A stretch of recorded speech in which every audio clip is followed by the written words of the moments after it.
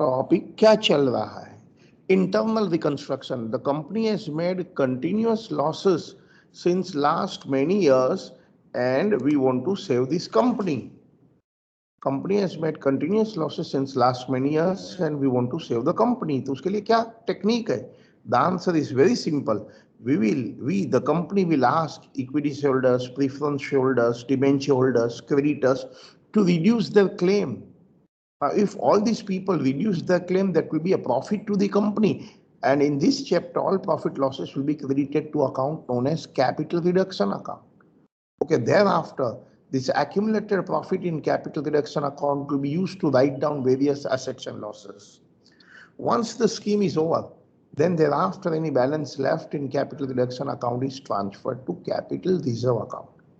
Now, since this scheme involves reduction of a capital, it requires permission from NCLT, National Company Law Tribunal. It has a power of a court. With this background, we can start. This is not the first lecture. So if any of you missed out the earlier lecture, you are strongly recommended to view the video number 1 onward. Okay, this is not the first one. Okay, चलते अभी हम लोग आगे. Question number 2. X Limited, whose balance sheet appears below, formulated a scheme of reconstruction, the details of which are secured and approval of all concerned. We have fixed asset, patent and copyright, investment whose market value is given, current asset, P&L balance. Then equity shares of 20 each but 10 paid up. Then preference shares 100 each, 75 paid up. We have debenture interest which is accrued, bank body, creditor and bank interest. Preference dividend are in arrears for 1 year. Preference holders to give up the claim, inclusive of dividend, to the extent of 30% and desired to be paid off.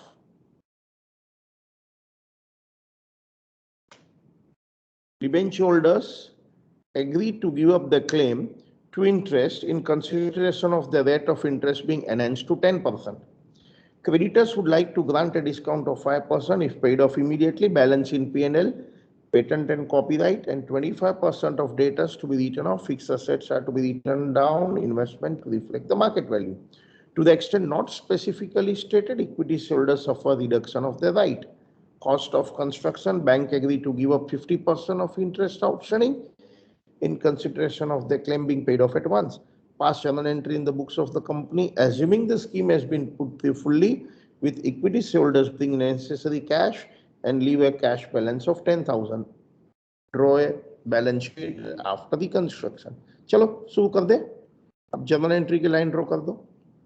Journal entry की line draw कर दो और जैसे जैसे question में लिखा है वैसे वैसे हम लोग करते जाएंगे.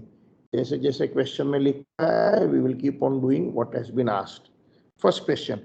Preference holders to give up the claim, including of course dividend, but to the extent of 30% and desire to be paid off.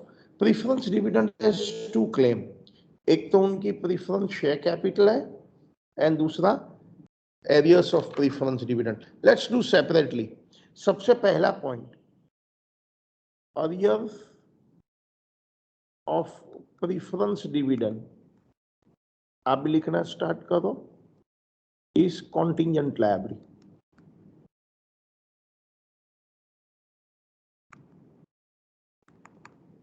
ये chapter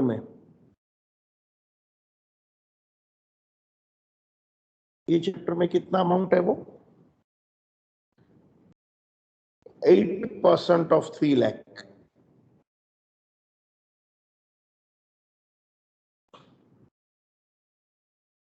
$24,000. Okay. Now preference holders to give up the claim, including dividend, but to the extent of 30%. So less reduction 30% and actual pay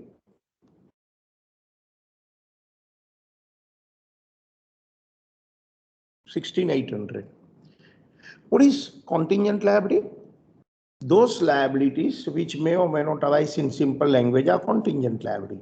Example, we have dismissed one worker he is asking our company to pay 50,000 compensation. ऐसे कैसे हमें निकाल दिया? हमने बोला काय का पैसा, वी आर द कंपनी, कुछ नहीं देने वाले है। He has gone to the court, matter is pending in the court. Now if court decision goes against our company, we'll have to pay him money, and if we win, we will not have to pay money. That's a contingent liability. Another example of contingent liability, areas of preference dividend. When there is a cumulative preference shares and dividend is not paid in 1 year, it gets accumulated. Okay, and in future, whenever company makes a profit, dividend is declared, then all past areas is paid. It's another example of contingent liability. Now, what is the treatment of contingent liability in this chapter? In this chapter, if contingent liability does not arise, no entry, and only when actual payment is made, there'll be entry, because then only there'll be a loss. So, हमारे problem में 7,200, there'll be no entry. Contingent liability did not arise. 7,200 contingent liability did not arise. And what is actual paid is a loss. So entry क्या होगी? आप भी लिखना start करें. Capital reduction, nominal account, debit all expense and loss, actual payment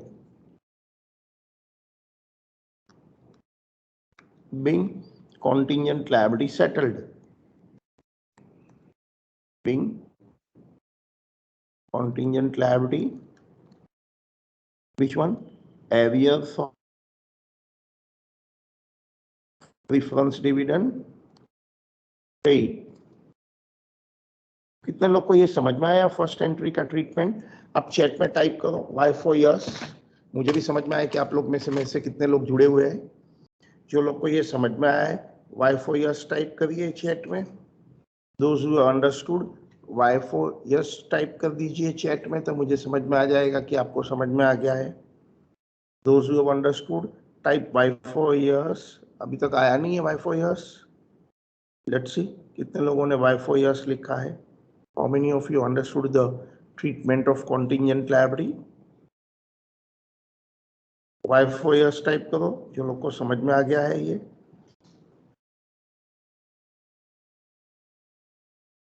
All right, चलिए next one. उसी के आगे. Now preference holders to give up the claim to the extent of 30% and desire to be paid off. अब दूसरी claim क्या है? They have 8% preference share capital की claim 3 lakh. 30% छोड़ के बाकी का पेमेंट कर दो.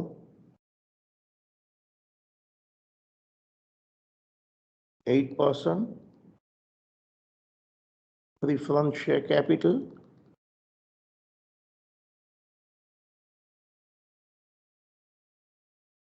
to capital reduction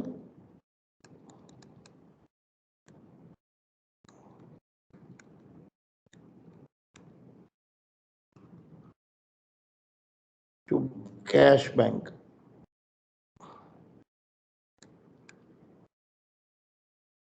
%30 ना.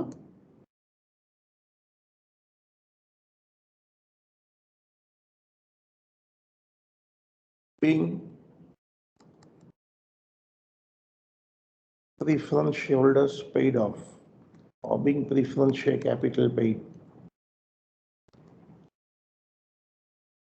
ठीक है. 30%. Harshit Agarwal, can you repeat the first entry? It means Harshit तुम थे ही नहीं क्या? ऑलराइट, चलिए मैं रिपीट करता हूँ first entry. By the way पता है ना हमारा टॉपिक क्या है हर्षित? हमारा टॉपिक है इंटरनल रिकंस्ट्रक्शन. इंटरनल रिकंस्ट्रक्शन में हर्षित क्या होता है कि हमारी company is making continuous losses since last many years and we want to save the company. ठीक है. ओके, इसमें हमारी टेक्निक क्या होती है?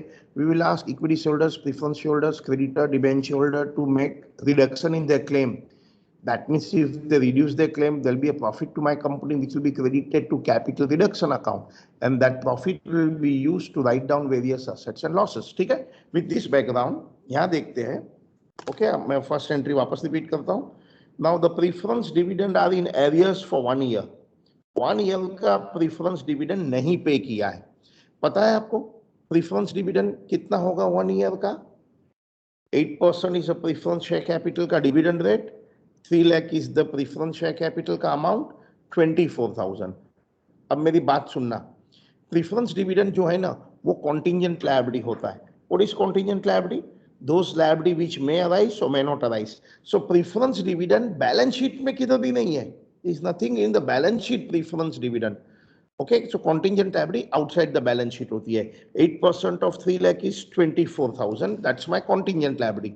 अब all these adjustment one says preference shareholders to give up the claim, including of course dividend, to the extent of 30% and desire to be paid off. सो हम preference capital का अलग सेटलमेंट करेंगे, डिविडेंड का अलग. सो हर्षित आप बता सकते हैं माइक ऑन रख के कि प्रीफरेंस शेयर होल्डर्स का जो डिविडेंड था 8% ऑफ 3 लाख, क्या उसमें से कोई वो रिडक्शन कर रहे हैं? हर्षित, क्या वो लोग कोई रिडक्शन कर रहे हैं? हाँ, 30% रिडक्शन कर रहे हैं एंड रिमेनिंग 16,800 पे कर देंगे. इतनी बात पहले समझ में आ गई. कॉन्टिंजेंट लायबिलिटी 24,000 है, 30% वो लोग रिडक्शन कर देंगे 7,200, रिमेनिंग पे कर देंगे. अब मेरी बात सुनना, हमने लास्ट फर्स्ट लेक्चर में, आप वीडियो भी देख लेना, हमने ट्रीटमेंट ऑफ कॉन्टिंजेंट लायबिलिटी सीखा था. Those liability which may arise may not arise are contingent liability. Contingent liability balance sheet में नहीं होता है. तो 7,200 we don't have to pay, and now that 7,200 we don't have to pay, वैसे ही balance sheet में तो है ही नहीं, वैसे भी हम पे कहाँ करने वाले थे? कॉन्टिंजेंट लायबिलिटी है.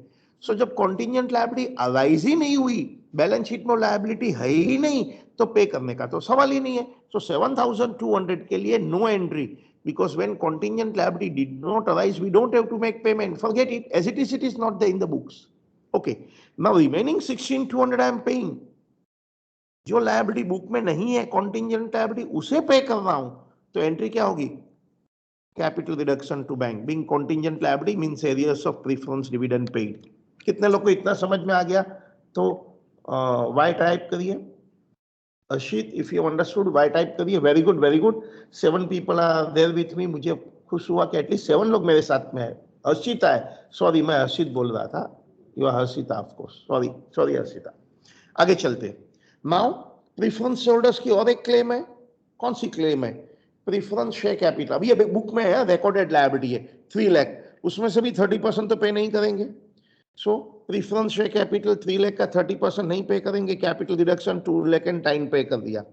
Being preference share capital paid. If you understood, ओ फो के टाइप करो इधर. सेकंड एंट्री, हम लोग ने प्रीफरेंस शेयर होल्डर्स की 30% कैपिटल नहीं पे किया है, remaining money we have paid. If you understood, ओ फो के टाइप कर दीजिए. ओ फो के, if this entry is understood. ओ फो के नहीं आया. इफ यू अंडरस्टूड, ओ फो के सेकंड एंट्री. चलिए आगे चले. Next, debenture holders give up the claim to interest in consideration of the rate of interest being enhanced, मतलब इंक्रीज टू 10%. ओके, तो यहाँ दो नॉन कनेक्टेड बातें हैं. एक तो इंटरेस्ट की क्लेम है. इंटरेस्ट की क्लेम एक देखो अलग से लिखा ही है, इंटरेस्ट अक्रूड एंड ड्यू. वो भूल जाओ, डोंट पे, कैंसिल करिए.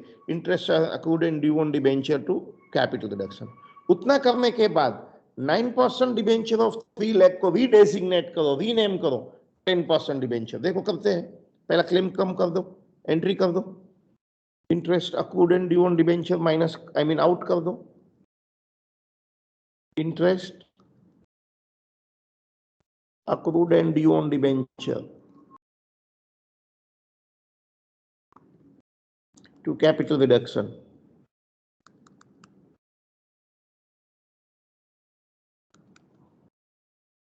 Being accrued interest on debenture not to be paid. Accrued interest on debenture not to be paid. ठीक है. कितना अमाउंट था? 54,000. Being accrued interest on debenture not to be paid 54,000. Now that हमने interest की claim जाने दिया है, तो अब रेट ऑफ इंटरेस्ट चेंज करना है. देखो क्या चेंज करना है. Debenture holder agree to give up the claim of interest in consideration of the rate of interest enhanced to 10%. पहले अभी जो 9% डिबेंचर 3 लाख है ना, वो 9% डिबेंचर 3 लाख को 10% डिबेंचर कर दो. कैसे कर देंगे? 9% डिबेंचर को आउट कर दो, 10% डिबेंचर को इन कर दो. सो 9% डिबेंचर को आउट कर दिया, 10% डिबेंचर को इन कर दिया.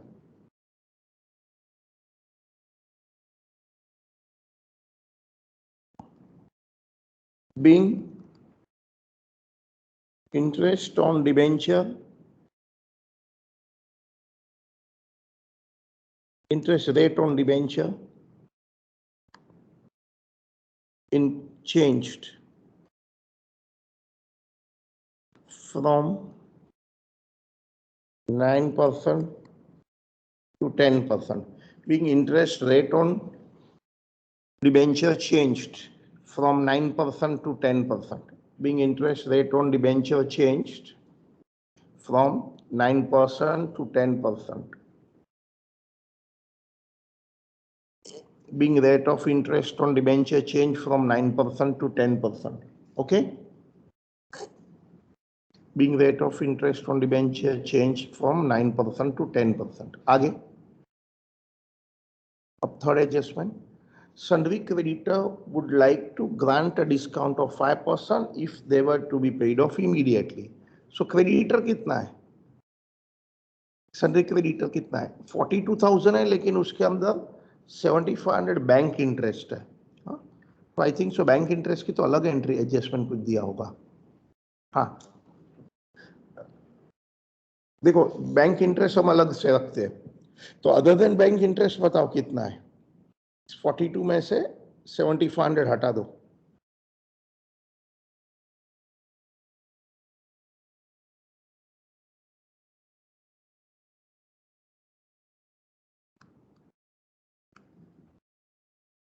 $42,000, उसके अंदर बैंक इंटरेस्ट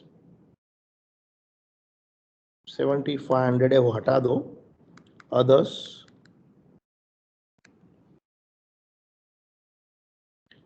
34,500, राइट? देखो ना, अब ध्यान से देखो ना इधर. क्रेडिटर 42 है, इट इंक्लूड 4,200. अब बैंक का तो हम अलग से सेटलमेंट करने वाले हैं एडजस्टमेंट नंबर 7 में. तो other than that creditor would like to grant a discount of 5% and pay off. So 37,500 paid off at 5% discount. Paid at 5% discount. Okay. So paid at 5% discount की जर्नल कर दीजिए.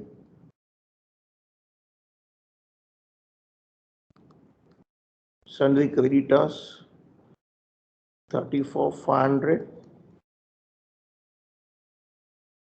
to bank 5%.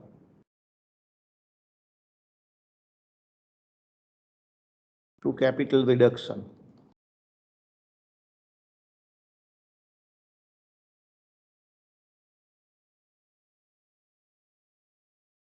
Sir reverse नहीं होगा, like 5% capital reduction उल्टा में बोला. बाकी का?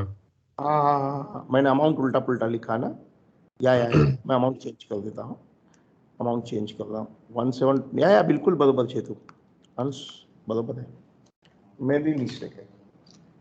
34,500 5% डिस्काउंट कैपिटल रिडक्शन में जाएगा एंड द रिमेनिंग इज 32,775. बिल्कुल सही है.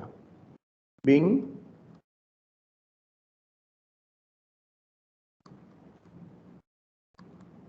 sundry creditors paid off. Being sundry creditors paid off. बिल्कुल सही है अंश पटेल. या चलिए.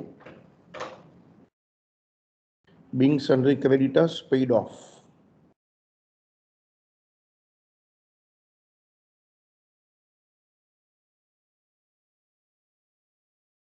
चले आगे.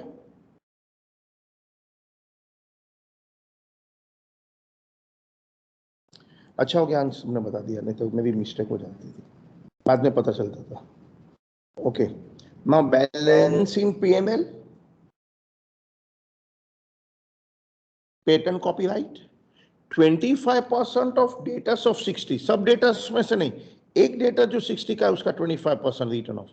Fix assets to be written down by 7 and investment to reflect the market value. Investment में भी देखो लॉस हो रहा है.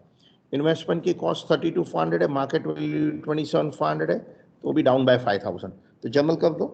Entry number 4. एंट्री नंबर 4 कर दीजिए. कैपिटल रिडक्शन डेबिट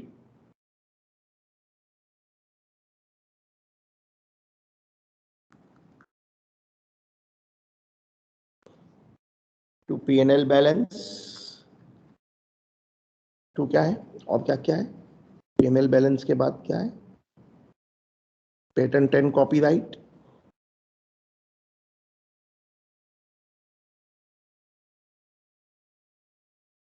फिर डेटर्स, फिर कुछ फिक्स एसेट भी डाउन करनी है, और भी कुछ है, इन्वेस्टमेंट को भी डाउन करना है, और भी कुछ है तो देख लेंगे। ठीक है, P&L बैलेंस कितना था, क्योंकि वो कंप्लीट राइट ऑफ करना है, 214 and patent 40, 214 and 40,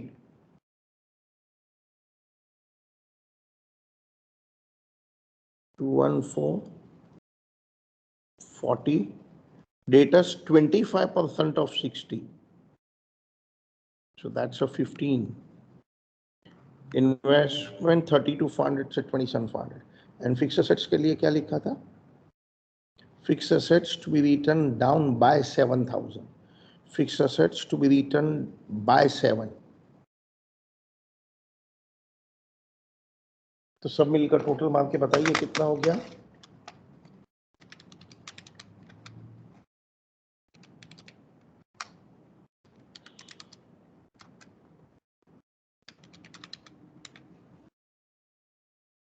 Is that 281,000? या चेक कर लेना ना total, being assets and losses written off।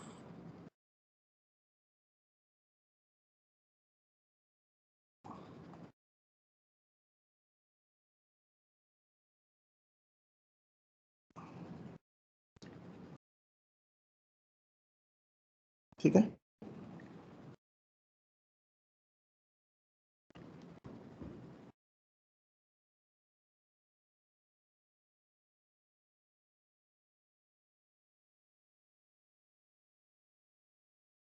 Okay चलिए। To the extent not specifically stated, equity shareholders suffer reduction on the right। पता ही एडजस्टमेंट अभी नहीं कर सकते, एंड में करना पड़ेगा। हम कैपिटल रिडक्शन अकाउंट बनाएंगे और जितना भी कैपिटल रिडक्शन में और प्रॉफिट की जरूरत है हम इक्विटी शेयरहोल्डर्स को बोलेंगे आप अपनी क्लेम भूल जाओ। To the extent not specifically stated, equity shareholders suffer reduction on the right. ठीक है, now cost of reconstruction is 1675, ये कर सकते हैं हम लोग। कॉस्ट ऑफ रिकंस्ट्रक्शन इधर लिखिए अभी 7th एंट्री,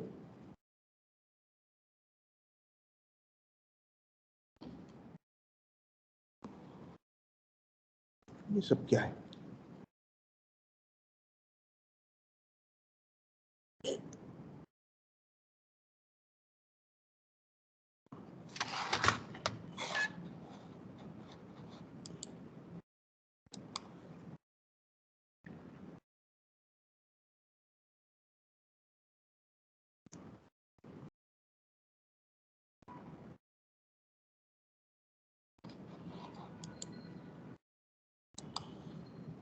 चले। कॉस्ट ऑफ रिकंस्ट्रक्शन पेड 1675, क्या एंट्री कर दूं,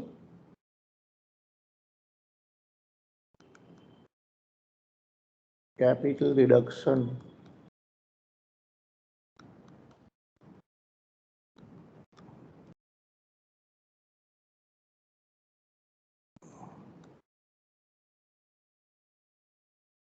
being cost of reconstruction paid,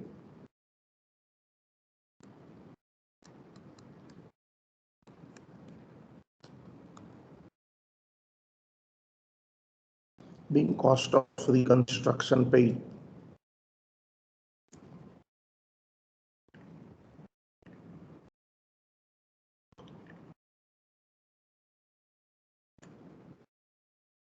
being cost of reconstruction paid,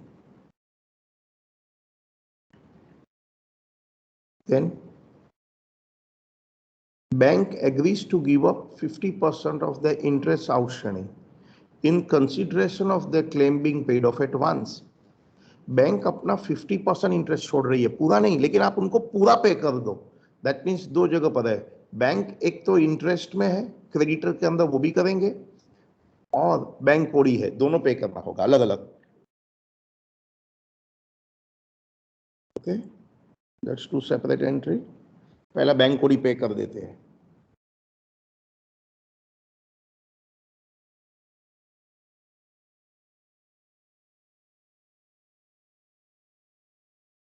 bank कोडी पेड फिर दोनों एंट्री कंबाइन में पास नहीं कर सकते? कर सकते हैं, लेकिन तुम गड़बड़ करने की चांस ज्यादा है। कर सकते हैं, मैं लिख देता हूं अलग, फिर आप देखना कैसे कंबाइन करना चाहते हैं। ठीक है, बैंक कोडी पेड कितना अमाउंट था ये? बैंक 75,000।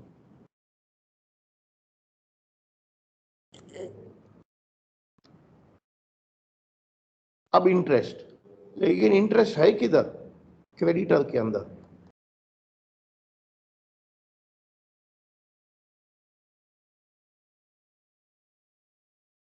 ओके, उसमें से 50% भूल जाना है।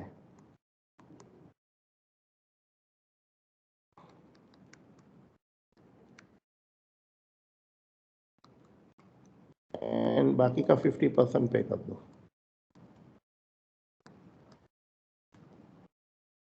Bing bank interest settled, being bank interest paid. अब देख अंश, तुम बहुत मुश्किल है ना थोड़ा कंबाइन करना। हाँ अंश, ऐसा नहीं बोलता हूँ नहीं कर सकते हैं, पर चांस ज्यादा है मिस्टेक हो जाने का फिर, क्योंकि दोनों अलग जगह पर है। सो एक बैंक ओवरड्राफ्ट पे कर दिया और एक क्रेडिटर में से 50%।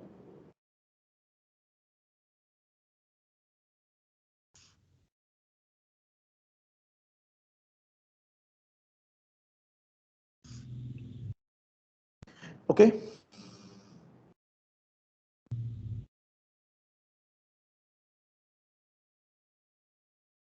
चले अंश, you got it? Yes sir. अलग इज बेटर नो?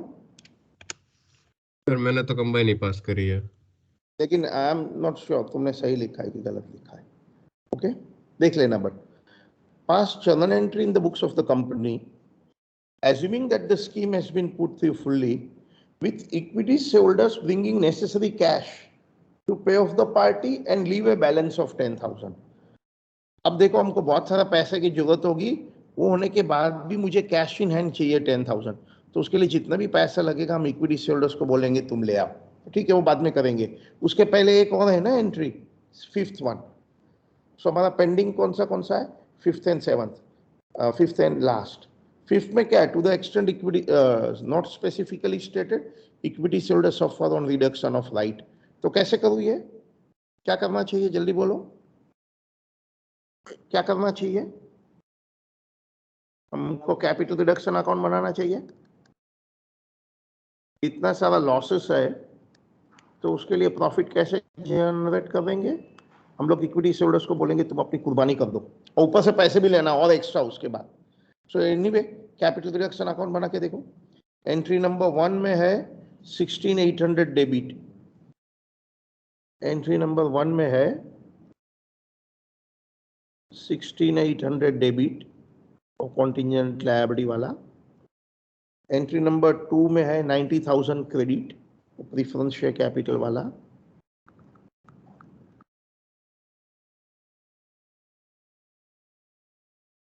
फिर एंट्री नंबर 3 में है 54,000।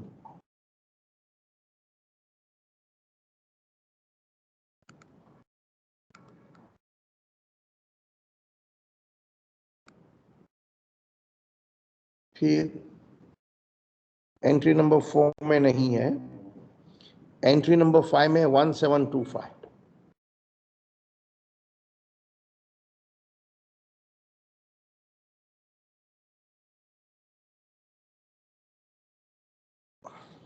ठीक है, फिर एंट्री नंबर 6 में है 281 डेबिट।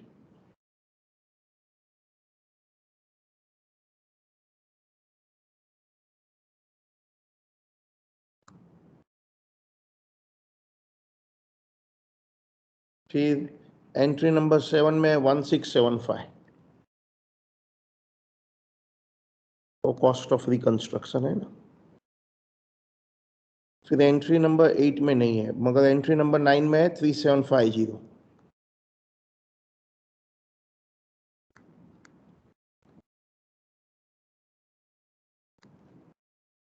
तो अब देखो हमें और कितने की और जरूरत है।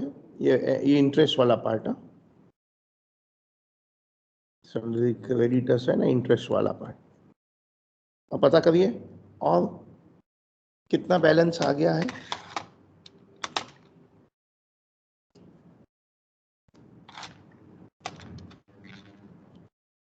प्लीज चेक कर लेना टोटलिंग एंड ऑल।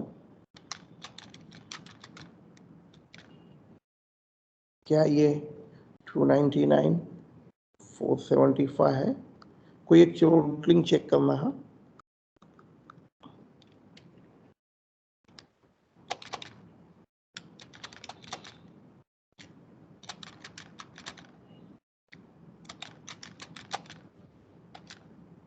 $1,50,000 क्या लिख दूं? कौन ये नुकसान करेगा? I mean who will make the sacrifice? Equity share capital.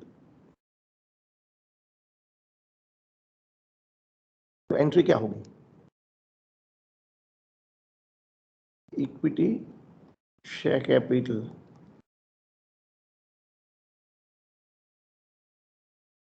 To capital reduction.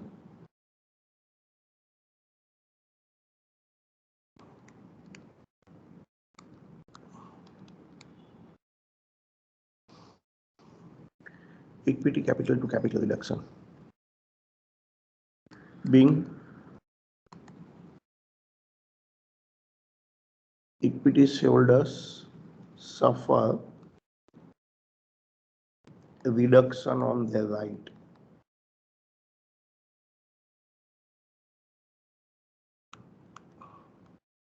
being equity shareholders suffer reduction on their right। अब जब ऐसे में एंट्री करता हूं उसका मतलब पता है, उनकी only paid up value reduce हुई है, फेस वैल्यू रिड्यूस नहीं हुई है। They are not made fully paid up. Why they are not made fully paid up? Because आगे लिखा है they are bringing money from home also. तो घर से पैसे तब ला सकता है ना when they are not fully paid up. कुछ समझ में है मैंने क्या बोला? ये एंट्री करने का मतलब क्या है कि only paid up value is reduced, मतलब कि उनकी फेस वैल्यू रिमेन सेम। ऐसा क्यों किया? क्योंकि आगे की एंट्री देखिए, अब वो घर से पैसा ले रहा है, they are bringing money from home. Various party को पे करने के लिए जो पैसा लगा है इक्विटी शेयरहोल्डर्स आर ब्रिंगिंग। कितने को ये एक्सप्लेनेशन समझ आ रहा है? मैंने जो बोला समझ में आ रहा है तो एस टाइप करो। मैंने बोला ये एंट्री का मतलब होता है only paid up value is reduced, they are not made fully paid up, face value remains same, only paid up value is reduced. Why the only paid up value is reduced? Because आगे लिखा है equity shareholders are bringing money to pay off various party and after that also I need a cash in and 10,000। कितने लोग को ये समझ में आया एक्सप्लेनेशन जो मैंने बोला है? सो नेक्स्ट एंट्री कैसे करूं अभी? How do I go ahead? अब मैं आगे कैसे करूं जल्दी बताइए, आगे कैसे करूं मुझे जल्दी से बताइए।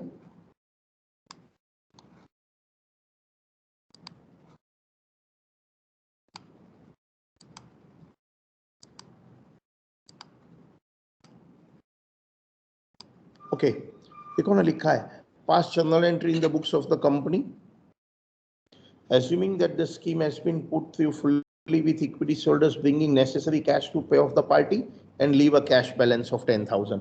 कोई बताना चाहता है ये कैसे कैलकुलेशन करूं, कितना पैसा इक्विटी होल्डर्स ले आएगा एंड उतना होने के बाद भी there should be a 10,000 rupees cash in hand.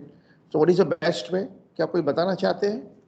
The best way is prepare cash bank account to pay off various parties and देखो कितने पैसे की जरूरत है।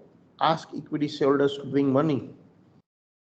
Ask equity shareholders to bring money. So best part is prepare cash and bank account। देखो कहाँ का money involve है। एंट्री नंबर 1 में है ना 16,800 पेमेंट है, एंट्री नंबर 1 में 16,800 पेमेंट है। बाद में एंट्री नंबर 2 में एंट्री नंबर 1 में कितना था? 16,800 पेमेंट। एंट्री नंबर 2 में 2,10,000 पेमेंट।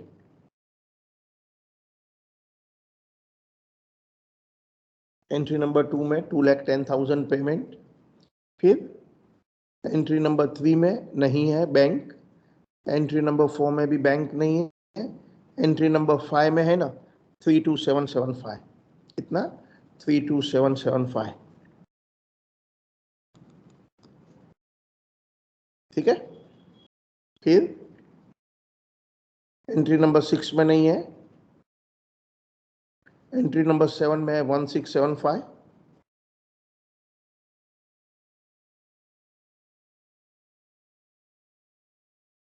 एंट्री नंबर 7 में 1675। एंट्री नंबर 8 में 75,000।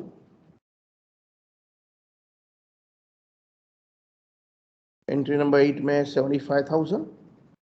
एंट्री नंबर 9 में 3750।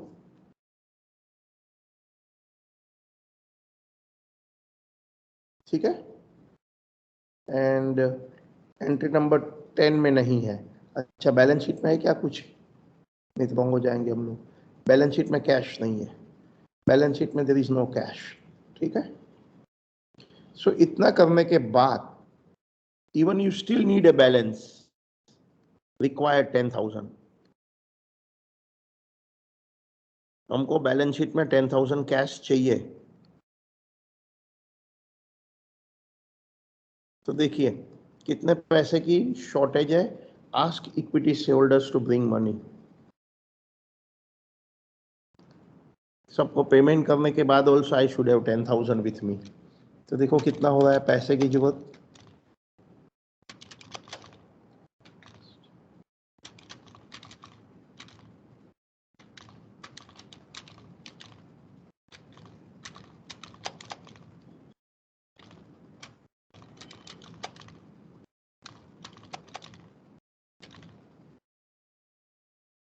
Is it 3,50,000?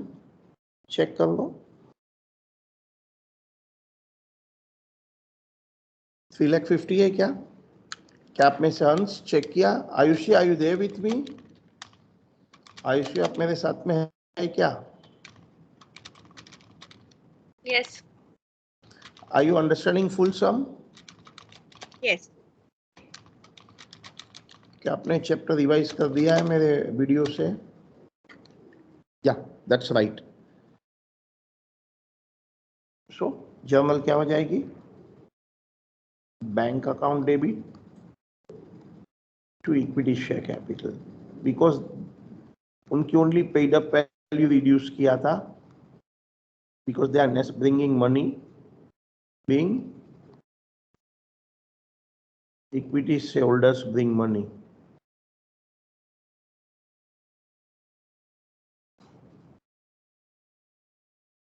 अब ये प्रॉब्लम पूरा हो गया। Now this some is over in all respect. अब ये सम पूरा, सॉरी स्क्रॉल अप। मैं कौन सी एंट्री देखनी है? 10th ऊपर वाली। देख सकता है अभी? Can you see this? हाँ सर। 10th में क्या हुआ पता है? हमने कैपिटल रिडक्शन अकाउंट बनाया। We needed more sacrifice, we needed some more people to reduce the claim. तो लिखा था ना one of the adjustment number 7 में कि equity shareholders suffer reduction on their right. तो जितने और क्लेम रिड्यूस करनी है इक्विटी शेयरहोल्डर्स की कर देना। और बाद में हमने कैश बैंक पे कर दिया, और उसके लिए जितना पैसा लगेगा वो सब पैसा भी इक्विटी शेयरहोल्डर्स लाएगा सबको पेमेंट करने के लिए। और पेमेंट के बाद भी 10,000 मेरे पास कैश इन हैंड रहना चाहिए। Got it? चलिए अभी बैलेंस शीट बनाना है।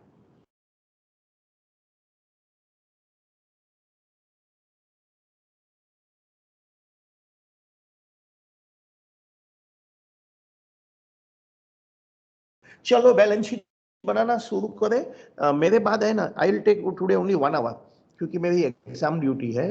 तो मेरे बाद वो हर्ष फिनेंशियल सर्विसेज लेने वाले। आज ओनली, आज खत्म हो जाएगा हमारी एग्जाम ड्यूटी। निखिल भाई की FY BCom की एग्जाम आज खत्म हो जाएगी। चले शुरू करें। चलिए बैलेंस शीट, क्या नाम है कंपनी का? X limited. ठीक है। 31 मार्च 7 डेट दिया है बैलेंस शीट की? नहीं दिया है, तो ठीक है, वही डेट लिख देता हूं। बैलेंस शीट बनाए, आप भी बनाओ, मैं भी बनाता हूं। X limited balance sheet asset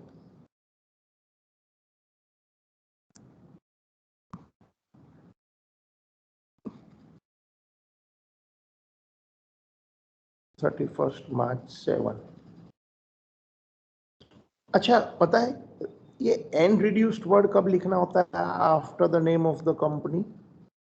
answer, ये स्कीम रिक्वायर्स परमिशन। पहले कोर्ट की लगती थी अर्लियर, तो सपोज कोर्ट ने ऑर्डर किया कि कंपनी के नेम के आगे एंड रिड्यूस वर्ड लिखो तो लिखो। अभी किसकी परमिशन लगती है? NCLT, national company law tribunal. यदि उन्होंने ऑर्डर किया कि after the name of the company the word and reduce लिखना चाहिए, तो हम लिखेंगे। नहीं ऑर्डर किया तो नहीं लिखेंगे। हमारे लिए कोर्ट, एनसीएलटी सब कौन होता है? Question paper. क्वेश्चन पेपर में बोला and reduce word after the name of the company लिखना है तो लिखेंगे। ऐसा ऑर्डर क्यों करते हैं? So that anybody dealing with the company should be careful that this company has just undergone a big surgical strike under the name internal reconstruction. इसके लिए नोट्स टू अकाउंट्स बनाएंगे।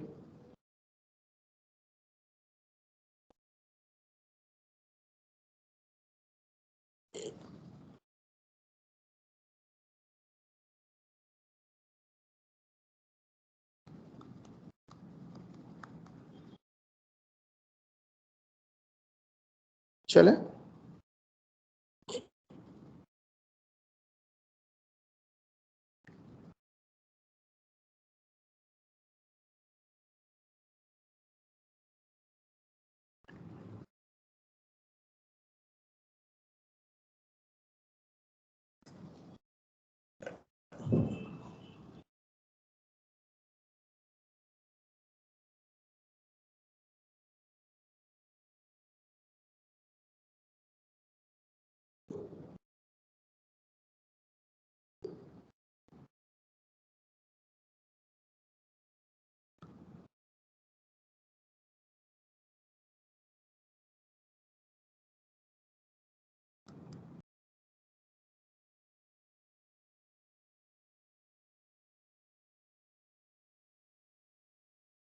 Share capital,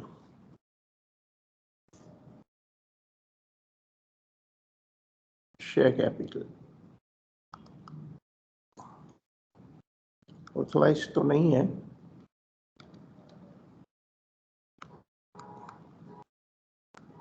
issued, subscribed and paid up। कितना? Let's see कितना issued, subscribed and paid up कितना। पहले क्या था?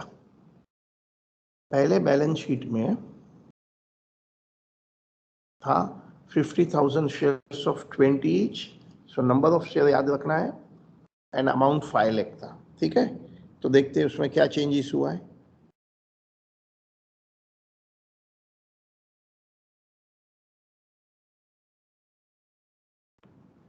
$50,000 equity shares of 20 each dash paid. कितना पेड देख लेते हैं।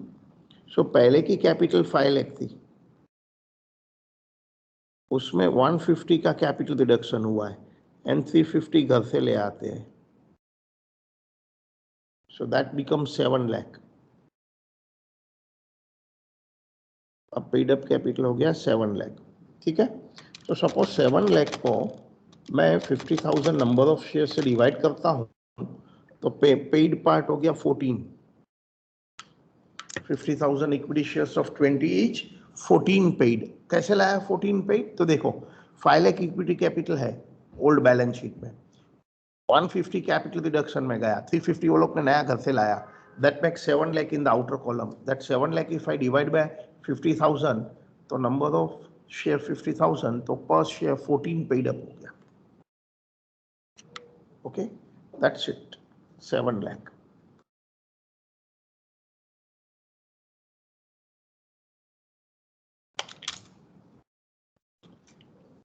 ठीक है.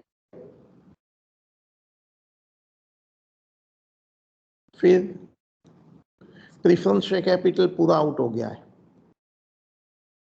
डिबेंचर जो 9% था वो अभी 10% हो गया है. जर्नल एंट्री चेक करिए. 9% has become 10%. So non-current liability.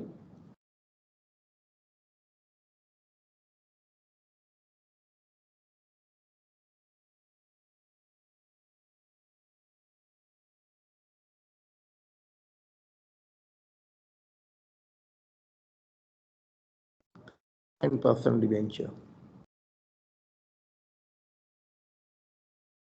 10% debenture. 9% debenture का क्या हो गया? 10% debenture. Interest accrued and due 54 का क्या हुआ था?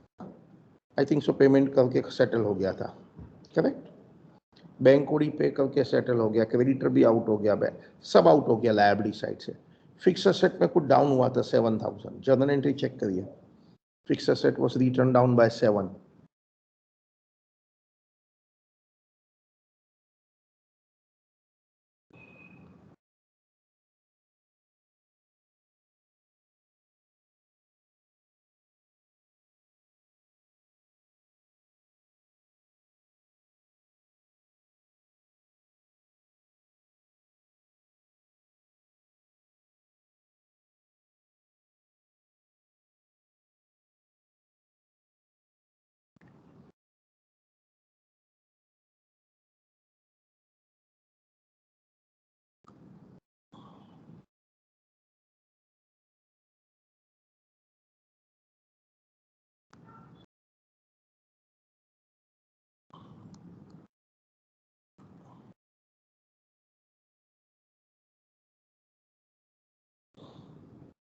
नॉन करंट असेट्स में पीपी कितना है बैलेंस शीट में? 560.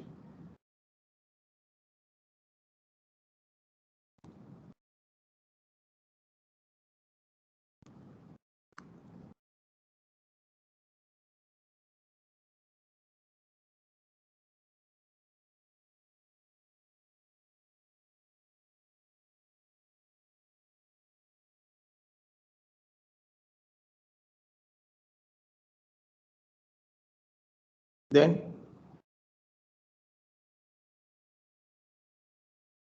पेटेंट एंड कॉपीराइट आउट हो गया. इन्वेस्टमेंट 32,500 में से 5,000 माइनस करना है.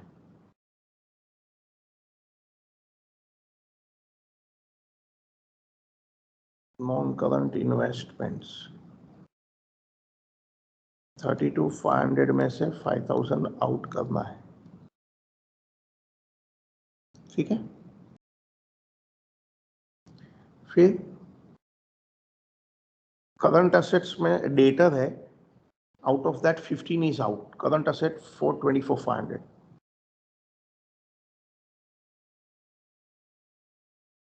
करंट असेट्स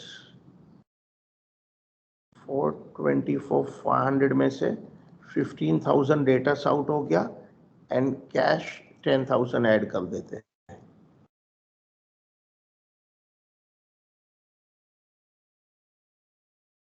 15,000 डेटा आउट हो गया एंड 5,000 कैश ऐड कर देते हैं. सो क्वेश्चन पेपर में बैलेंस शीट में जितने भी ट्रांजेक्शन थे ना, फिर वो तो पीएनएल भी आउट हो गया. पीएनएल भी आउट हो गया. क्वेश्चन पेपर के सब ट्रांजेक्शन खत्म हो गए. जर्नल चेक करो. फर्स्ट हो गया, सेकंड हो गया, थर्ड हो गया, फोर्थ हो गया, फिफ्थ भी सब हो गया, फिर सिक्स भी हो गया, सेवंथ भी हो गया, एट्थ भी हो गया, 9, 10 सब हो गया. तो चेक करो तुम्हारी बैलेंस शीट टैली होनी चाहिए. यदि क्वेश्चन पेपर का बैलेंस शीट टैली है तो तुम्हारी बैलेंस शीट टैली होनी चाहिए.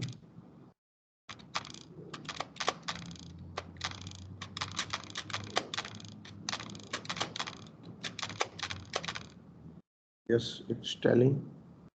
So that's total 10 lakh.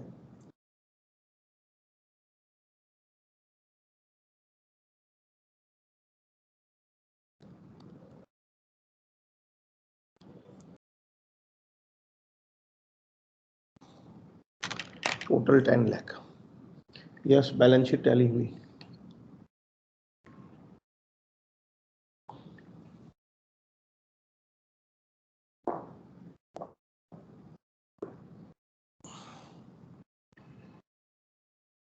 Check करो क्वेश्चन पेपर की बैलेंस शीट का सब ट्रांजेक्शन खत्म हो गए.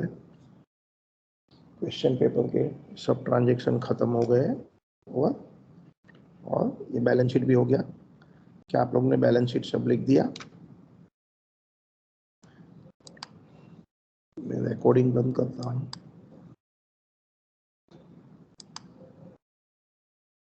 आप वीडियो पहले से देखिए.